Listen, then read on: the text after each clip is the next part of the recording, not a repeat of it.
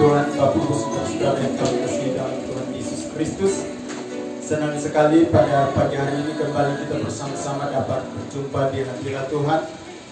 Kami berdoa dan berharap kiranya kita semua ada dalam keadaan sehat selamat, dan biarlah kita semua dalam kembali memperingati ibadah kenaikan Tuhan Yesus ke surga. Ini akan membuat kita semakin bersemangat, karena pengharapan kita di dalam Tuhan semakin menjadi pasti. Puji Tuhan, mari kita siapkan hati kita untuk memulai dengan ibadah pagi hari ini, dan kita akan buka dengan doa. Kita berdoa. Terpujilah Engkau Tuhan Allah dan Bapa kami, Bapa yang kami kenal dengan nama Tuhan Yesus Kristus. Pada pagi hari ini kembali kami hamba-hambamu, umatmu ada di hadirat-Mu. Kami bersiap hati untuk bersekutu memuji dan memuliakan nama-Mu, menyembah Engkau dalam roh dan kebenaran, dan kami percaya bahwa Engkau ada di sini sesuai dengan firman-Mu, bahwa di mana ada 2 atau 3 orang berkumpul dalam nama-Mu, di situ Aku hadir. Dan kami percaya bahwa saat ini juga Engkau ada bersama dengan kami, bahkan bersama dengan jemaat, simpatisan, dan setiap orang yang sedang menyaksikan ibadah live streaming pada saat ini. Karena itu hamba berdoa di dalam nama Tuhan Yesus Kristus, Engkau Allah bekerja di tengah-tengah kami untuk melawat kami di sepanjang berjalannya ibadah pada pagi hari ini, dari awal pertengahan sampai pada akhirnya. Biarlah semua berjalan di dalam tuntunan Allah Roh Kudus. Urapi hamba-hamba Tuhan yang mengambil bagian di dalam pelayanan. Dengan demikian ibadah pagi ini kami habiskan untuk sebenarnya terjadi di dalam nama Bapa, Anak, dan Roh Kudus. Amin. Baik, puji Tuhan, jemaat Tuhan maupun siapa saja yang menyaksikan siaran langsung ini, Tuhan memberkati kita semua. Mari nikmati hadirat Tuhan, nikmati lawatan Tuhan di pagi hari ini. Baik, puji Tuhan, mari kita akan siapkan hati kita untuk kita akan masuk dalam ibadah di pagi hari ini. Kembali beberapa saat kita mau merenungkan kasih Tuhan, kita mau merenungkan segala kebaikan Tuhan yang Dia berikan bagi saya dan saudara. Kalau sampai pada saat ini saya dan saudara masih dapat menikmati hadirat Tuhan di momen yang spesial ini, kita bersyukur bahwa Tuhan baik. Ingatlah, Dia naik ke surga tapi Dia tidak pernah membiarkan saya dan saudara sendirian. Dia telah mengutus Roh Kudus untuk mendampingi saya dan saudara. Biarlah kasih setia Tuhan mengalir atas kehidupan kita. Kita akan mendengar satu ayat firman Tuhan, Roma 15 ayat 13 mengatakan, semoga Allah sumber pengharapan memenuhi kamu dengan segala sukacita dan damai sejahtera dalam iman kamu, supaya oleh kekuatan Roh Kudus kamu berlimpah-limpah dalam pengharapan. Kiranya ayat firman Tuhan ini dapat membawa saya dan saudara untuk menikmati hadirat Tuhan. Mari kita siapkan hati kita. Terima kasih. Haleluya. Saya mengajak kepada kita semua untuk menyembah Dia. Naikkan syukur bagi Dia. Dia baik. Dia baik. Haleluya. Haleluya. Engkau baik.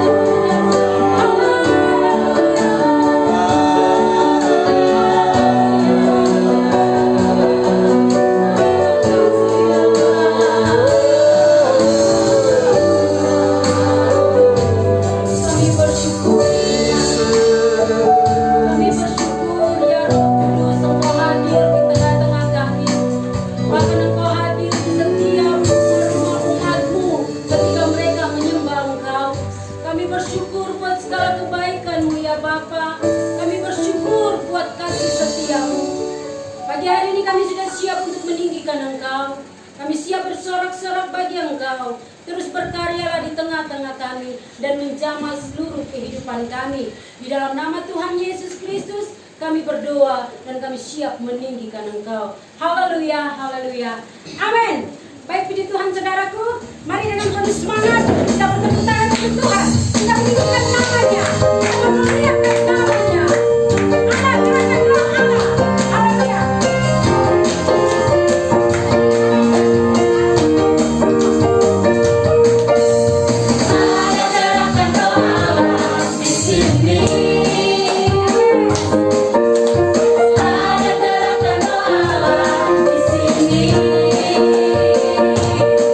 Di timur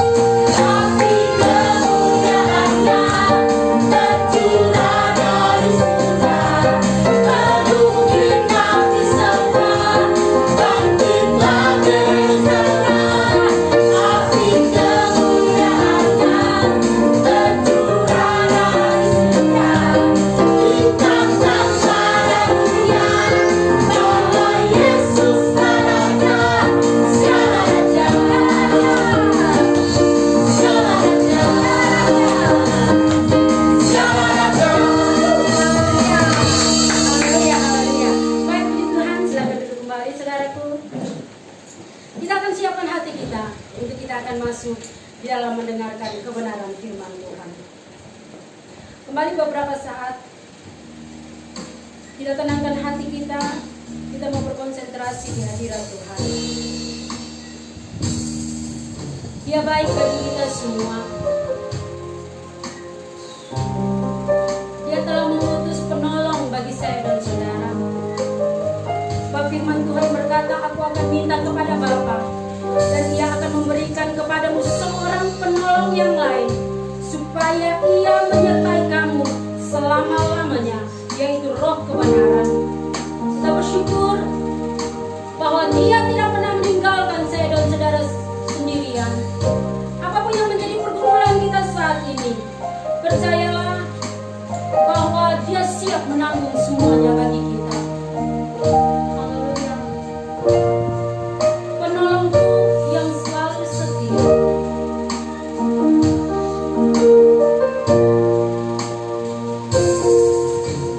Penolong yang selalu setia, memenuhi keperluanku. Tak pernah Dia mengecewakan. Yesusku tak pernah gagal. Segala perkara dapat ku tanggung di dalam Dia yang memberikan kekuatan. Tuhan Yesus penolong dan sahabat. Tetap percaya, Tuhan setia. Terima kasih Bapak. Amin. Penolong, Yesus Tuhan, penolong yang selalu setia, memenuhi keperluanku. Tak pernah Dia mengecewakan.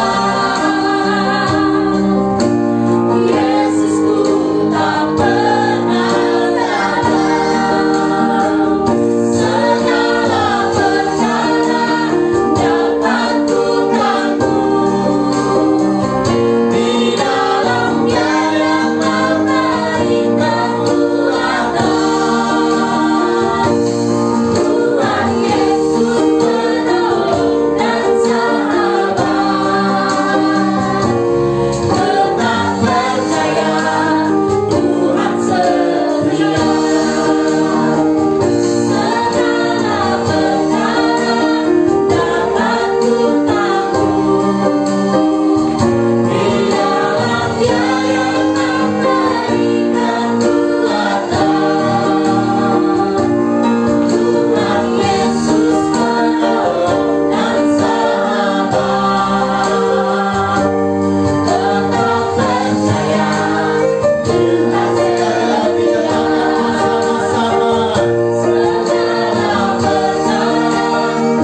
dapat ku tanggung di dalam Dia yang memberikan kekuatan. Tuhan Yesus penolong dan sahabat. Tetap percaya, Tuhan setia. Tetap percaya, apapun keadaanmu, percaya Tuhan setia. tetap percaya, Tuhan setia.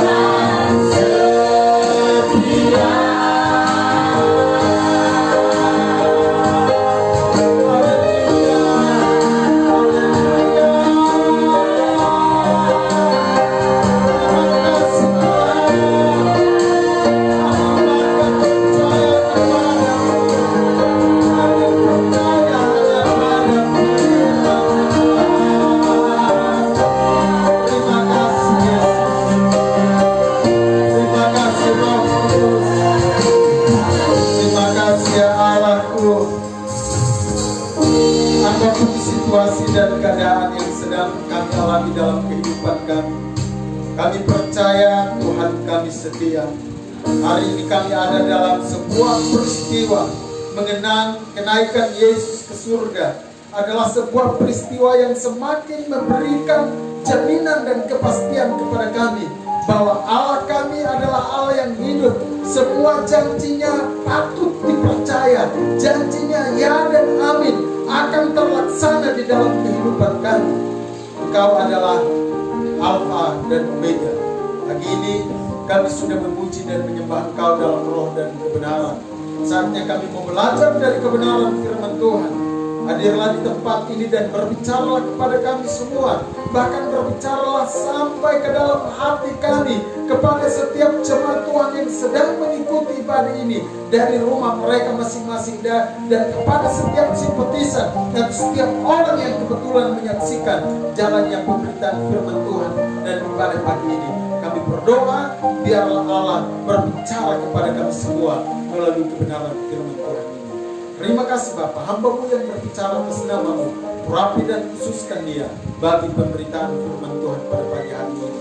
Setiap kata dan kalimat, bahkan pikirannya, hatinya, tubuh jiwa rohnya menjadi tawanan roh Allah, sehingga semua yang diperkatakan adalah bersumber daripada Tuhan sendiri. Terima kasih Bapa. Dengan demikian kami siap untuk diberkati dengan kebenaran firman Tuhan pagi hari ini. Dalam nama Tuhan Yesus Kristus kami berdoa. Haleluya, haleluya. Amin. Puji Tuhan saudara-saudara. Shalom. Shalom. Senang sekali kembali dapat berjumpa dengan saudara-saudara pada pagi hari ini. Setiap kali kita ada dalam ibadah raya yang diselenggarakan atau dilakukan secara live streaming, saya selalu bersukacita karena dapat menemukan saudara-saudara jemaat Tuhan dengan setia menyaksikan dari rumah. Bahkan ada simpatisan, ada saudara-saudara yang tetap dengan setia untuk menyaksikan ibadah ini. Dan doa harapan kami adalah kiranya saudara-saudara terus diberkati oleh Tuhan. Dalam ibadah pada pagi hari ini, dalam kaitan dengan mengenang kembali peristiwa kenaikan Yesus ke surga, saya akan mengajak saudara-saudara untuk bertolak dari satu bagian firman Tuhan yang akan menjadi dasar bagi pelajaran firman Tuhan pada pagi hari ini. Dan dari ayat firman Tuhan ini kemudian kita juga akan melihat beberapa ayat yang lain yang akan menjadi penuntun bagi kita dalam mendengarkan firman Tuhan pada pagi hari ini. Kisah Para Rasul pasal 1 ayat 9 sampai ayatnya yang ke-11. Kisah Para Rasul pasal 1 ayat 9 sampai ayat 11 akan saya bacakan, dan saudara-saudara perhatikan di Alkitab saudara masing-masing, atau yang tidak sempat memegang Alkitab di tangan, saudara bisa mendengarkan sambil saya membacakan buat kita bersama-sama. Ayat yang ke-9, firman Tuhan berkata, "Dan sesudah ia mengatakan demikian, terangkatlah ia disaksikan oleh mereka, dan awan menutupnya dari pandangan mereka." Ia adalah Yesus. Ketika mereka sedang menatap ke langit, waktu ia, yaitu Yesus, naik itu, tiba-tiba berdirilah dua orang yang berpakaian putih dekat mereka. Ayat 11, dan berkata kepada mereka, "Hai orang-orang Galilea, mengapakah kamu berdiri melihat ke langit? Yesus ini yang terangkat ke sorga meninggalkan kamu, akan datang kembali dengan cara yang sama seperti kamu melihat dia naik ke surga." Nah, saudara-saudara, saya dari pembacaan atau dari kebenaran firman Tuhan yang sudah kita baca pada pagi hari ini, saya ingin untuk berbicara tentang sebuah topik, yaitu semakin pasti. Saya akan berbicara tentang topik ini atau tema ini, yaitu semakin pasti. Semakin berarti menurut Kamus Besar Bahasa Indonesia itu kian bertambah atau bertambah lagi. Sedangkan pasti adalah sudah tetap dan tidak boleh tidak, harus demikian. Nah, kalau kita berbicara dengan topik semakin pasti, maka kalimat ini mengandung pengertian bahwa semakin bertambah ketetapan bahwa harus demikian dan tidak boleh tidak. Kalau kita menghubungkan topik ini dengan kenaikan Yesus ke surga dan berdasarkan janji-janji Yesus sebelum dia naik ke surga, maka hal ini berarti bahwa semakin apa yang dijanjikan Yesus itu menjadi semakin pasti. Ya dan amin. Janji-janjinya itu akan terlaksana di dalam kehidupan kita. Nah, saudara-saudara yang saya kasih dalam Tuhan Yesus Kristus, di dalam bacaan firman Tuhan tadi, pada ayatnya yang ke-9 ada kalimat, sesudah ia mengatakan demikian, terangkatlah ia ke surga. Kalau kita berpatokan pada konteks firman Tuhan di dalam Kisah Para Rasul pasal 1, maka kalimat mengatakan sesudah ia mengatakan demikian, rujukannya adalah kepada ayat-ayat sebelumnya, di mana ketika murid-murid bertemu dengan Yesus, mereka bertanya kepada Yesus, maukah engkau memulihkan bagi kerajaan bagi Israel pada masa ini? Dan pada saat ketika murid-murid berbicara demikian, Tuhan Yesus mengatakan, kamu tidak perlu tahu. Kamu tidak perlu tahu masa, waktu, atau saatnya. Tetapi ada sesuatu yang penting bagi kamu, yang harus kamu perhatikan, yang harus menjadi prioritas bagi perhatian kamu, yaitu kamu akan menerima kuasa kalau Roh Kudus turun ke atas kamu. Jadi saat murid-murid berbicara tentang pemulihan kerajaan Israel, Yesus justru berbicara tentang datangnya Roh Kudus atas kehidupan mereka. Dan sesudah Tuhan Yesus berbicara tentang datangnya Roh Kudus, tentang saat dan waktu yang bukan merupakan wewenang yang harus diketahui oleh para murid, lalu kemudian Yesus terangkat ke surga. Nah, saya tidak akan hanya berfokus kepada apa yang dikatakan Yesus di dalam ayat 7 dan ayat 8 dan Kisah Rasul pasal yang ke-8. Saya tetap akan kembali ke situ berbicara karena salah satu janji yang semakin pasti, yang pasti akan terlaksana dan tidak dapat ditunda-tunda lagi, itu adalah pada ayat yang ke-8, yaitu janji tentang Roh Kudus. Tetapi selain daripada janji tentang Roh Kudus yang ada pada ayatnya yang ke-8, masih terdapat sejumlah janji lain yang diucapkan oleh Tuhan Yesus kepada para murid. Sebelum Yesus naik ke surga, sebelum Yesus bahkan terpisah dari murid-muridnya melalui proses penangkapannya di Taman Getsemani sampai berakhir di penyalibannya di kayu salib, Yesus selama 3,5 tahun dengan para murid itu memberikan sejumlah janji yang populer kepada mereka. Dan saya akan membawa saudara-saudara untuk melihat beberapa janji yang saya berpendapat bahwa janji-janji ini juga adalah merupakan janji penting yang perlu mendapat perhatian bagi saya dan saudara-saudara. Karena terhadap beberapa hal yang akan saya sampaikan ini, bagi sebagian orang itu adalah sebuah kemustahilan. Bagi mereka itu adalah sesuatu hal yang tidak mungkin. Tetapi karena Yesus menjanjikan hal ini, maka dengan topik semakin pasti. Artinya janji itu ya dan amin. Janji itu mendapat legitimasi atau mendapat pengakuan melalui kenaikan Yesus ke surga, bahwa janji ini pasti akan terlaksana. Nah, saudara, kalau kita memperhatikan dari kisah kitab-kitab sebelum Kisah Para Rasul, yaitu keempat Injil, secara khusus di dalam kitab Yohanes, janji yang Yesus pernah ucapkan kepada para murid, salah satu di antaranya yang populer yang saya mau sampaikan adalah janji tentang surga. Yesus berbicara kepada para murid tentang surga. Ini adalah merupakan janji yang pertama dan dapat kita baca di dalam Yohanes pasal 14 ayat 1 sampai ayatnya yang ketiga. Yesus berkata di sana, mari saudara perhatikan dan saya baca Yohanes 14 ayat 1 sampai ayat 3. Janganlah gelisah hatimu, percayalah kepada Allah, percayalah juga kepadaku. Di rumah Bapakku banyak tempat tinggal. Jika tidak demikian, tentu aku mengatakannya kepadamu. Sebab aku pergi ke situ untuk menyediakan tempat bagimu. Ayat 3, dan apabila aku telah pergi ke situ dan telah menyediakan tempat bagimu, aku akan datang kembali dan membawa kamu ke tempatku, supaya di tempat di mana aku berada, kamu pun berada. Jadi saudara perhatikan janji pertama yang populer yang diucapkan Yesus kepada para murid melalui bacaan di dalam Yohanes 14 ayat 1 sampai ayat 3 adalah janji tentang surga. Tuhan Yesus bilang di sana ada banyak tempat. Di rumah Bapakku ada banyak tempat. Bahkan Yesus bilang, saya pergi ke sana untuk menyediakan tempat bagi kamu. Dan kalau tempat itu sudah selesai, saya akan datang untuk menjemput kamu ke sana, supaya di tempat di mana saya berada, kamu pun juga berada bersama-sama dengan saya di tempat itu. Nah saudara, banyak orang meragukan tentang hal ini. Banyak orang, bahkan sebagian orang tidak percaya tentang adanya surga. Bahkan ada satu aliran yang hari ini juga sudah diakui masuk ke dalam Dirjen Dimas Kristen. Aliran itu mengatakan bahwa surga itu benar-benar tidak ada.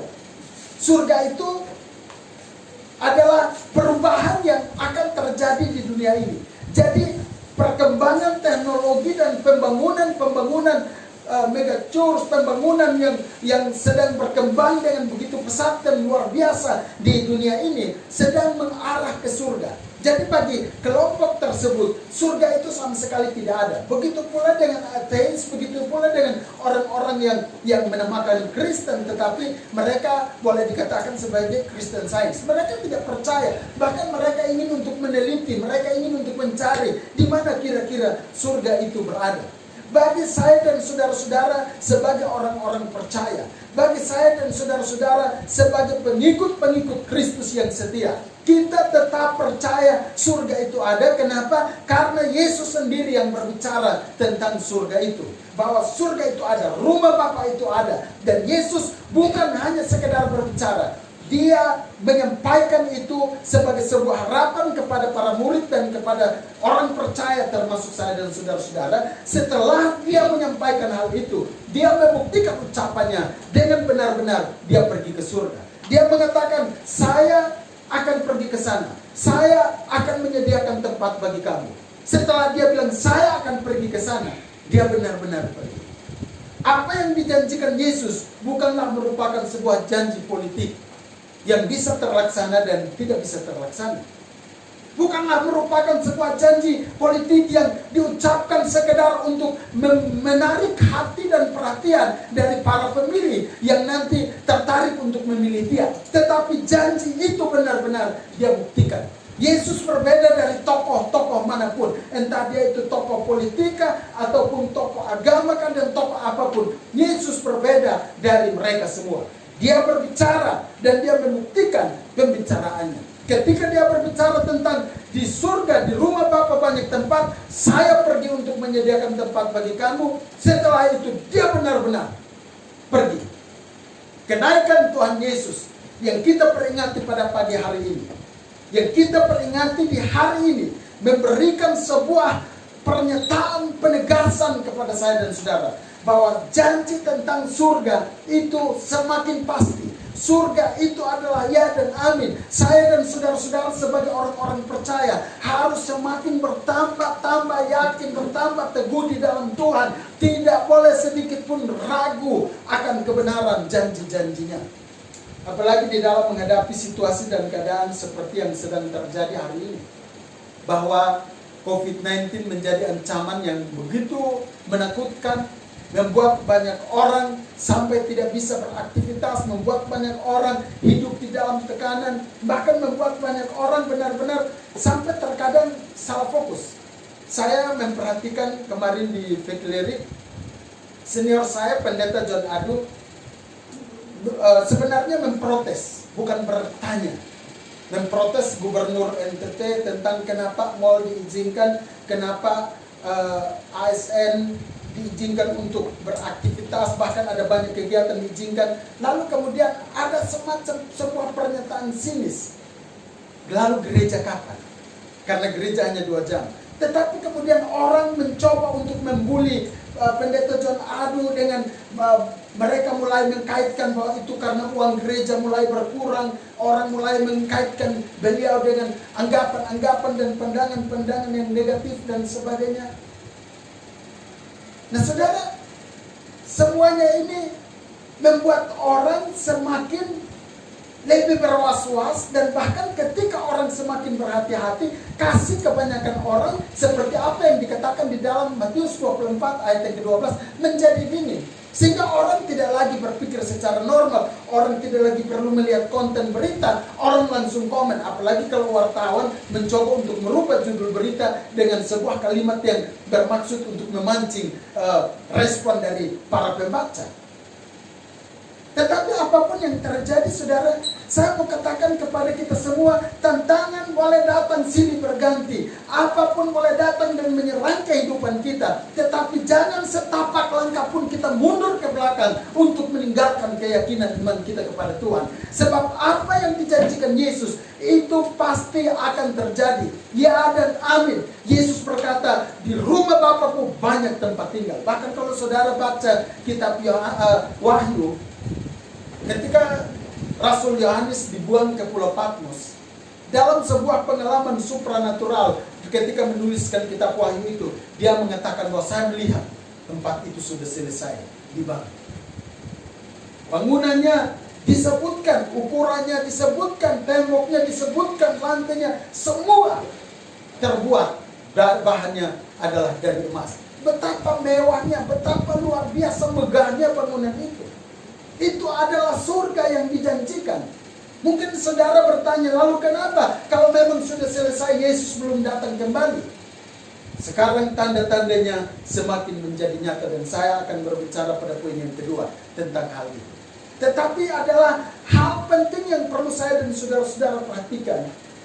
Semakin pasti janji tentang surga, rumah Bapa, rumah yang disediakan bagi saya dan saudara-saudara, itu bukan sebuah kalimat isapan jempol belaka. Itu bukan merupakan sebuah kata-kata sekedar penghiburan bagi para murid, bagi orang percaya, termasuk bukan hanya sekedar penghiburan bagi saya dan saudara-saudara. Kenaikan Yesus melegitimasi, kenaikan Yesus memberi sebuah stempel, mensahkan, memeteraikan bahwa apa yang dia janjikan itu semakin pasti. Pasti ada ya dan amin, dan tidak boleh untuk saya dan saudara-saudara meragukan hal itu.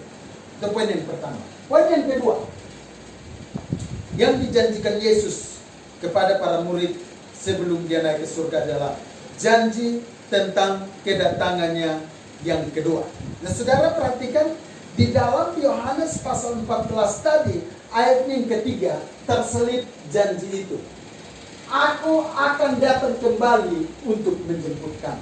Jadi setelah Yesus mengatakan bahwa aku pergi ke sana untuk menyediakan tempat bagi kamu, jika tempat itu sudah selesai, aku akan datang kembali untuk menjemput kamu.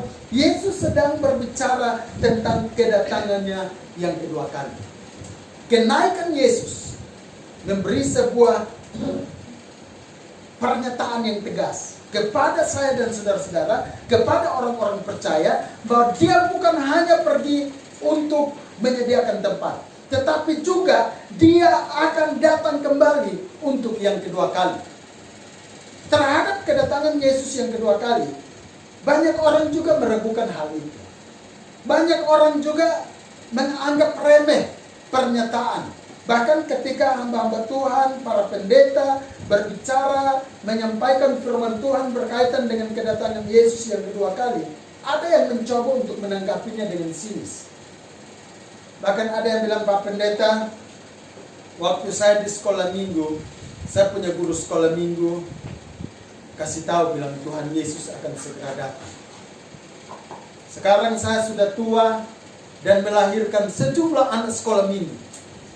Toh Tuhan Yesus belum tahu datang-datang. Ada yang kemudian menganggap itu sebagai sebuah kebohongan.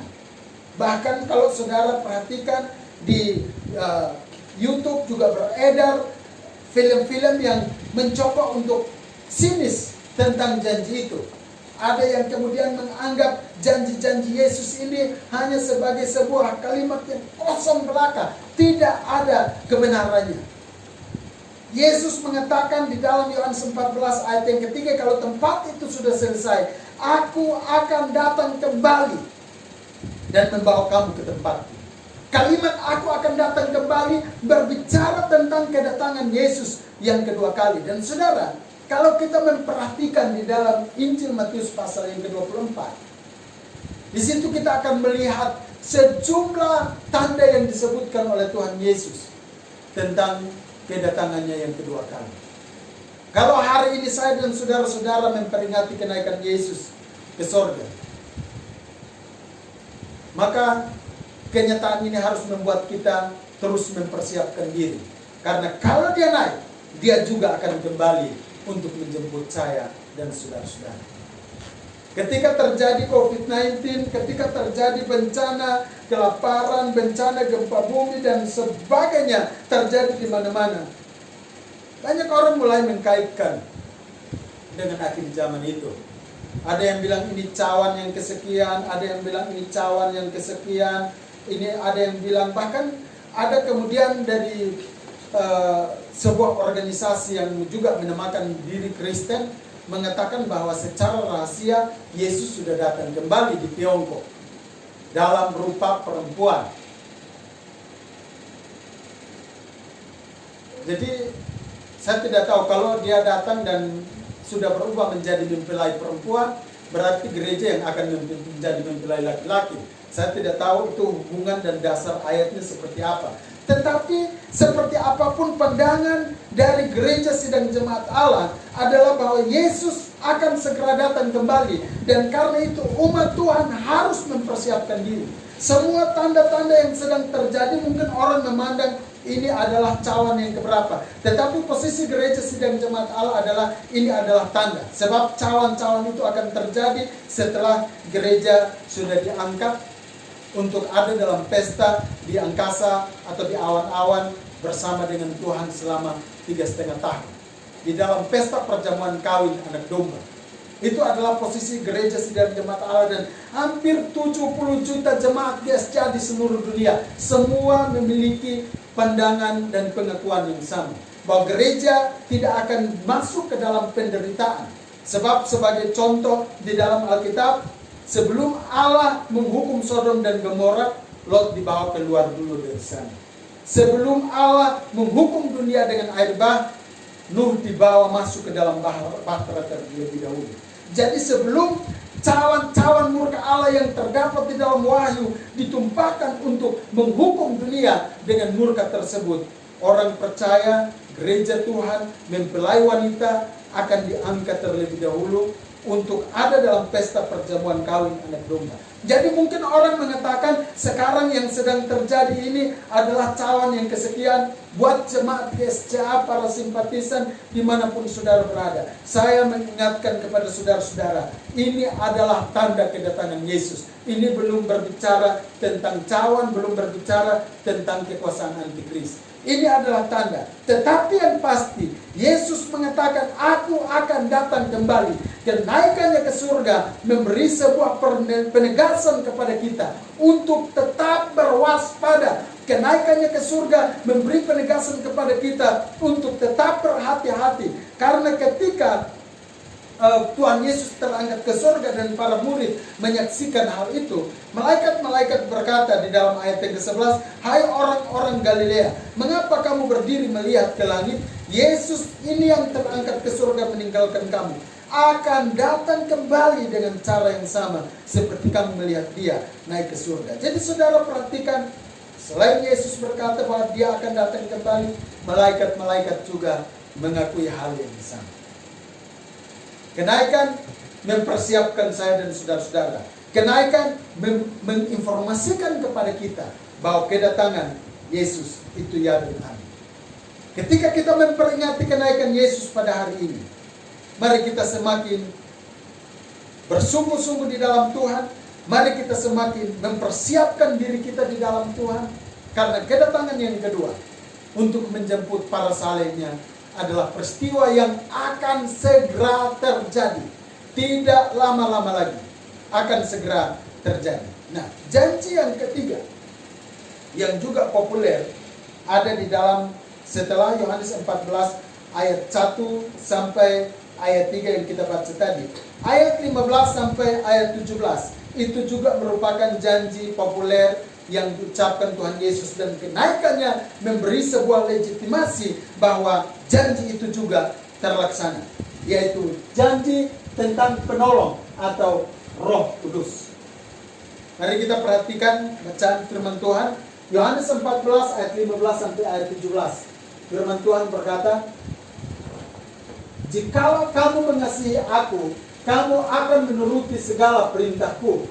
Aku akan minta kepada Bapa, dan Ia akan memberikan kepadamu seorang penolong yang lain, supaya Ia menyertai kamu selama-lamanya, yaitu Roh kebenaran. Dunia tidak dapat menerima Dia, sebab dunia tidak melihat Dia dan tidak mengenal Dia. Tetapi kamu mengenal Dia, sebab Ia menyertai kamu dan akan diam di dalam kamu." Jadi saudara perhatikan janji ketiga yang populer. Saya harus menggarisbawahi terlebih dahulu bahwa kalau saudara membaca Alkitab dengan teliti akan ada banyak janji. Tapi dalam kaitan dengan ibadah kita pagi hari ini, saya menyampaikan 3 janji ini. Yaitu yang pertama, Yesus berjanji bahwa surga itu ada. Dia pergi menyediakan tempat bagi kita. Janji yang kedua, kalau tempat itu sudah selesai, Dia akan datang kembali yang kedua kali untuk menjemput kita. Nah, selama Dia belum datang yang kedua kali, Dia berjanji bahwa aku tidak akan meninggalkan kamu sebagai yatim piatu. Aku akan segera datang kembali kepadamu. Tetapi sebelum peristiwa itu terjadi, aku akan memberikan seorang penolong yang lain bagi kamu, yaitu Roh Kudus. Roh Kudus adalah penolong yang akan menyertai saya dan saudara-saudara. Roh Kudus disebut Parakletos. Parakletos berarti seseorang yang dipanggil untuk mendampingi untuk menolong. Dan kalau dikatakan Parakletos berarti mendampingi, maka itu sebenarnya menunjukkan sifat Allah yang sesungguhnya. Karena ketika Yesus datang ke dunia melalui kandang Betlehem, Ia disebut Immanuel, artinya Allah beserta kita. Ketika Yesus akan meninggalkan para murid, Dia berjanji memberikan seorang penolong yang disebut Parakletos, artinya seorang yang mendampingi untuk menolong. Kalau ini mungkin contoh, tetapi dalam fungsinya lebih dari apa yang saya mau contohkan ini. Adalah contohnya seperti seorang ajudan. Seorang ajudan itu dia akan, misalkan ajudan bupati. Kemanapun bupati pergi, ajudan itu akan selalu ada bersama dengan dia. Membawa berkas-berkas pidato, atau membawa berkas-berkas sumbangan dan sebagainya, yang merupakan berkas-berkas penting yang akan diperhatikan atau dilihat oleh bupati. Tetapi terhadap contoh ini ada perbedaan. Ketika bupati masuk ke kamar pribadinya, kamar keluarga atau tempat kamar tidurnya dengan istrinya, ajudan tidak mungkin bisa ikut sampai ke sana. Ketika bupati masuk ke toilet, ajudan barangkali hanya bisa menunggu di pintu toilet. Dia tidak mungkin ikut masuk ke dalam toilet. Tetapi berbeda dengan Roh Kudus. Roh Kudus yang disebut Parakletos sebagai pendamping, seorang yang mendampingi untuk menolong. Dia bahkan menyertai saya dan saudara-saudara kemanapun kita pergi dan berada. Bahkan ketika kita melakukan hal yang dikategorikan, yang disebutkan dosa sekalipun, Roh Kudus ada di sana. Dan Ia selalu bersama-sama dengan kita. Mungkin saudara berpikir, lalu kenapa Roh Kudus tidak mencegah kita untuk tidak melakukan dosa? Manusia bukan robot yang diprogram untuk harus mengikuti kemauan daripada program tersebut. Manusia diberi kehendak bebas. Tetapi banyak contoh bahwa Roh Kudus tetap ada ketika seseorang melakukan dosa. Yaitu ketika saya ada di Ende, masih melayani di Ende, lalu saya terbiasa pangkas rambut di lapas, di kompleks lapas Ende. Pada suatu ketika ada satu peristiwa di Ende di mana kepala desa dibunuh oleh masyarakatnya. Beberapa orang karena mereka tersinggung, orang tua mereka menurut anggapan mereka dihina oleh kepala desa. Lalu kemudian suatu hari ketika saya pergi ke pangkas rambut dan rambut saya dipangkas, ternyata salah satu warga lapas yang memangkas rambut saya itu adalah warga binaan itu adalah pelaku pembunuhan terhadap si kepala desa itu. Dia sementara, karena saya sebagai seorang hamba Tuhan, saya menganggap itu adalah kesempatan untuk memberitakan Injil kepada mereka. Sementara rambut saya dipangkas, saya ngobrol dengan dia. Lalu pada saat dia sedang menggunakan pisau silet untuk membersihkan bulu-bulu rambut di bagian leher saya tanya dia, "Eja masuk ke sini kasus apa?" Dia bilang pembunuhan. Begitu dia bilang pembunuhan, saya terkejut dan langsung menjauhkan leher saya dari tangannya. Tapi kemudian saya tahu, oh ini dia masuk ke sini sudah ada perubahan. Lalu kemudian kami bercerita, saya berbincang dengan dia dan saya bertanya, kira-kira pada saat engkau melakukan tindakan yang sadis itu, ada rasa bersalah tidak dalam hati? Dia bilang, "Bapak Pendeta, saya tahu itu salah. Bahkan ketika saya pegang pisau mau ikut menyiksa, membunuh, saya tahu itu salah. Tetapi emosi yang ada di dalam diri saya, rasa membela orang tua saya, membela kehormatan orang tua saya, itu bergejolak lebih besar dan membuat saya sampai tidak lagi berpikir bahwa ini adalah hal yang tidak baik." Nah, kenapa saya menceritakan hal ini adalah untuk memberi contoh. Perasaan bahwa itu adalah tindakan yang tidak baik, itu merupakan pekerjaan roh di dalam hati kita. Ketika seseorang mau melakukan sesuatu yang tidak benar, Roh Kudus sebagai parakletos, sebagai pendamping untuk menolong, sebagai penolong mengingatkan. Hanya kenapa kita sampai melakukan dosa, itu terjadi karena kekerasan hati kita. Karena kita tidak mau peka dan mendengarkan suara daripada Roh Kudus itu. Nanti akan lebih banyak kita bahas tentang Roh Kudus sepanjang 10 hari ke depan, dimulai besok sampai puncaknya nanti pada hari Minggu 2 minggu ke depan. Tapi saudara perhatikan bahwa sebelum Yesus naik ke surga, dia menjanjikan kepada para murid untuk memberi Roh Kudus kepada mereka. Janji ini semakin pasti. Ya dan amin terlaksana, dan itu sudah berawal dari peristiwa Lotan Yerusalem. Kenapa ini merupakan poin yang perlu saya anggap pagi hari ini kepada kita semua para pendengar? Oleh karena banyak orang juga yang masih tetap memandang bahwa Roh Kudus ini adalah merupakan janji yang hanya diperuntukkan bagi para rasul dan tidak untuk orang percaya sama sekarang. Benar saudara? Ada orang yang punya, ada kelompok, ada aliran yang punya pandangan demikian.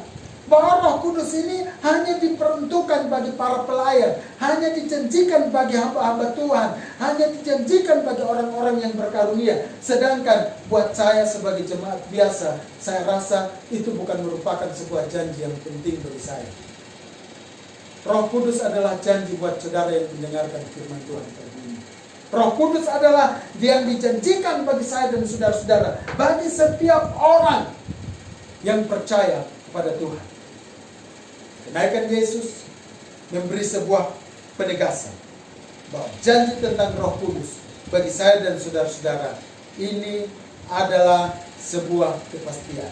Dan bahkan kalau saudara perhatikan, masih ada terlalu banyak janji-janji yang dapat kita temukan di dalam firman Tuhan. Pagi ini saya hanya berbicara tentang 3 janji, yaitu janji tentang rumah, tempat bagi saya dan saudara-saudara di surga. Saya berbicara hanya tentang yang kedua, janji Yesus untuk datang kembali menjemput orang-orang salehnya.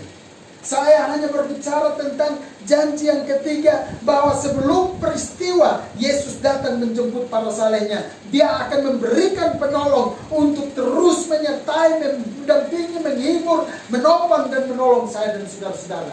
Terlepas dari itu, masih ada sejumlah janji di dalam firman Tuhan buat saya dan saudara-saudara.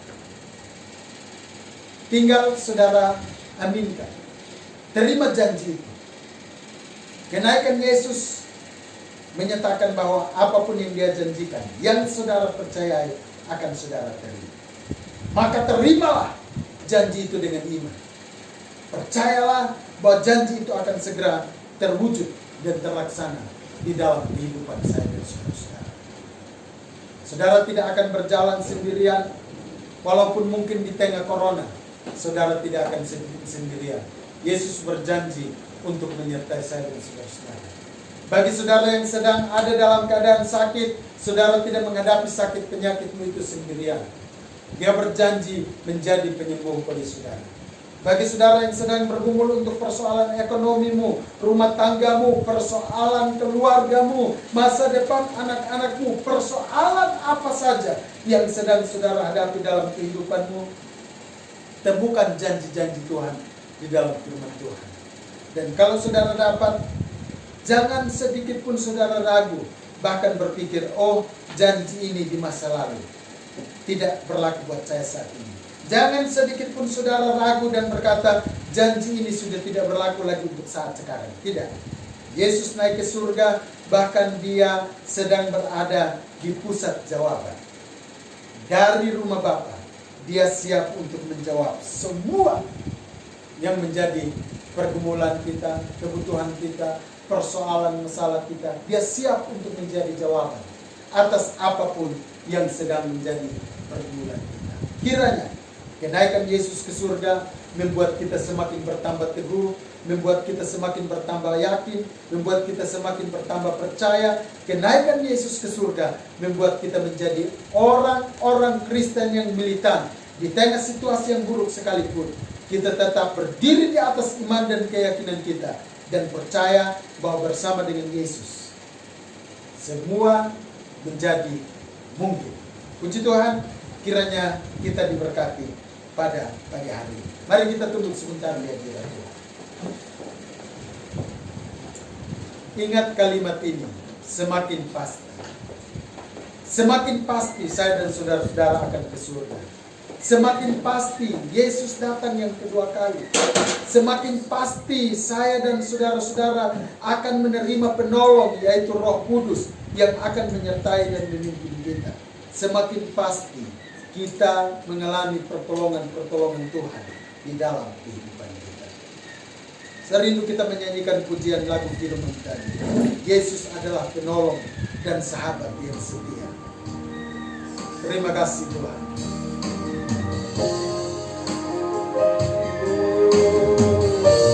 Bahkan kehadiran Roh Kudus membuat saya dan saudara-saudara untuk dapat menghadapi segala perkara dengan kekuatan yang bukan berasal dari diri kita, tetapi berasal dari Tuhan sendiri.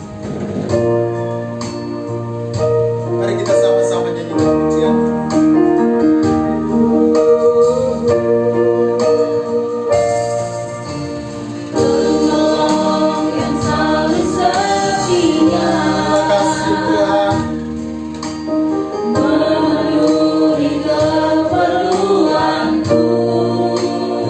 Janjinya dengan iman.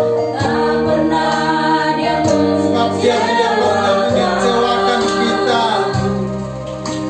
Yesus tak pernah. Sekali lagi katakan dari awal. Penolong yang selalu setia. Amin, amin. Terima kasih Tuhan. Memenuhi keperluanku.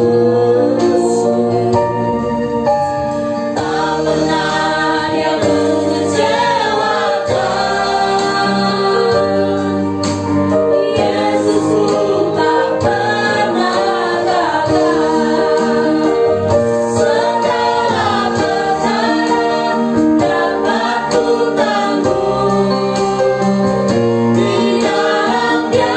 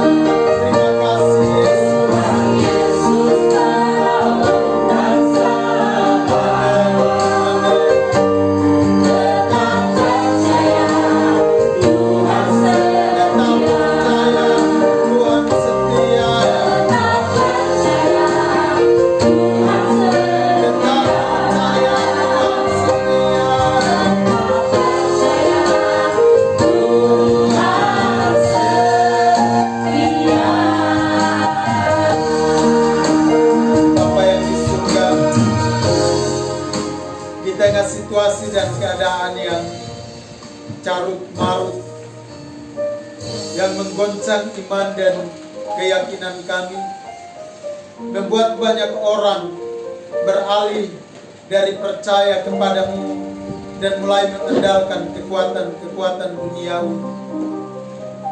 Kami bersyukur ada sebuah peristiwa iman yang kembali kami kenal dan kami ingat, yaitu kenaikan Yesus ke surga. Kenaikan itu memberi sebuah pernyataan dan penegasan, memberi legitimasi atas janji-janji Tuhan, bahwa janji Tuhan itu ya dan amin. Janjinya untuk menyertai kami pasti terjadi, sehingga sekalipun kami sedang terguncang karena situasi dan keadaan yang bersifat global, sekalipun kami sedang terguncang karena kondisi kehidupan pribadi kami, ekonomi kami, keluarga kami, masa depan anak-anak kami atau apapun, tetapi kenaikan ini membuat kami semakin yakin dan percaya bahwa Engkau Tuhan adalah penolong yang setia. Engkau tidak akan pernah membiarkan kami untuk jatuh, tergeletak, bahkan mengalami keadaan yang terpuruk di dalam kehidupan kami. Di tengah situasi corona yang melanda saat ini, hamba berdoa, pulihkan Indonesia, pulihkan bangsa-bangsa, pulihkan keadaan kami, lindungi kami, lindungi orang-orang yang berseru dan berharap kepadamu, karena kami percaya janji penyertaan itu ya dan amin pasti akan terlaksana. Beri hikmat buat para pemimpin bangsa ini, Bapak Presiden Joko Widodo bersama wakil para menteri, Bapak Gubernur Victor Lesko dan bahkan seluruh gubernur yang ada di Indonesia bersama seluruh stafnya, Bapak Bupati yang ada di Sabur Rejo, Bapak Nikodemus bersama seluruh staf, bahkan semua bupati yang ada di Indonesia terutama di Provinsi NTT. Kami berdoa supaya Tuhan memberi hikmat kepada mereka. Bahkan semua wakil rakyat, anggota legislatif, Tuhan juga menolong mereka, memberi hikmat kepada mereka. Di tengah situasi dan keadaan seperti ini, biarlah kami memiliki kata sepakat bahwa Tuhan sanggup menolong kami, Tuhan sanggup membawa kami keluar dari berbagai persoalan dan masalah. Oleh karena kami punya Allah yang hidup. Dia bukan hanya sekedar berjanji dan berbicara, tapi Dia benar-benar pergi untuk melaksanakan janji-janji itu atas kehidupan kami. Buat para pasien, beri kekuatan dan penghiburan bagi mereka, karena hati yang gembira adalah obat. Saat mereka semangat, maka mereka mendapatkan kekuatan imun tubuh dan mereka segera disembuhkan. Buat para medis, tolong mereka sebagai garda terdepan, lindungi mereka dan bawa mereka dalam hikmat dan pimpinan Tuhan untuk merawat setiap pasien di dalam tuntunan kuasa Tuhan. Terima kasih Bapak. Meteraikan firman Tuhan atas kehidupan kami. Sebagai umat Tuhan, kerinduan kami supaya kami sesegeranya kembali dapat beribadah bersama. Kami berdoa supaya waktu Tuhanlah yang tiba bagi kami.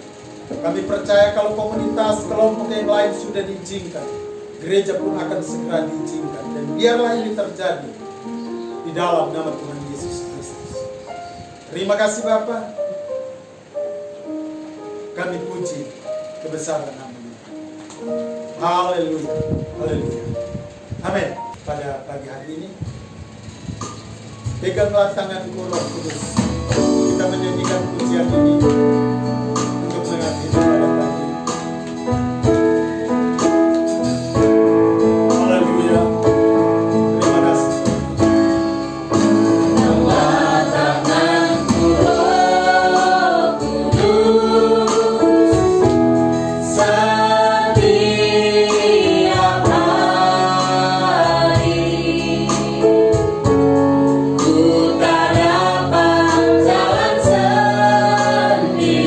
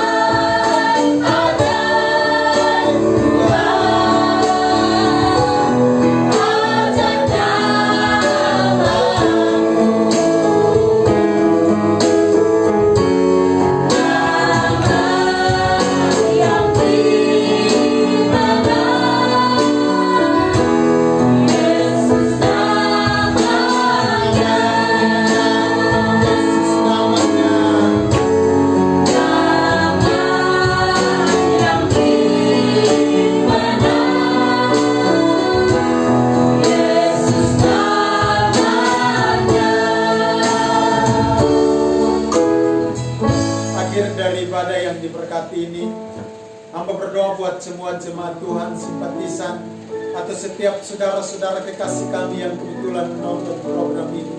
Berkat-Mu turun atas kehidupan mereka, bahkan para pelayan altar, kami semua yang ada di sini. Berkat-Mu turun atas kehidupan kami semua. Kami berdoa untuk pelayanan-pelayanan kami ke depan, supaya tetap berjalan di dalam tuntunan kuasa Tuhan sendiri. Terima kasih Bapa. Terima kasih Yesus. Terima kasih Roh Kudus. Kami akan pulang, pimpin kami di jalan, dan tibakan kami dengan selamat bagi kemuliaan nama-Mu. Kami berdoa untuk ibadah raya hari ini. Tuhan memberkati, dan sepanjang 10 hari mulai hari besok, Tuhan memberkati agar semuanya berjalan di dalam tuntunan kuasa. Dalam nama Tuhan Yesus Kristus, kami berdoa kepada Bapa di surga, dan kami mengakhiri ibadah pagi hari ini. Kekasih-kekasih Tuhan, dengan mengangkat tangan kepada Tuhan, terimalah anugerah, berkat, damai, dan sejahtera dari Allah yang adalah Bapa.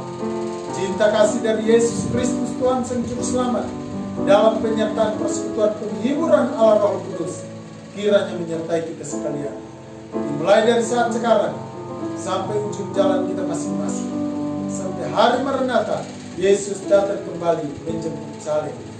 Seluruh berkat ini kami sambut dan terima, sambil kami yang ada dan yang percaya serta diberkati. Bersama-sama kami katakan amin. Puji Tuhan saudara, sampai jumpa. Tuhan Yesus memberkati.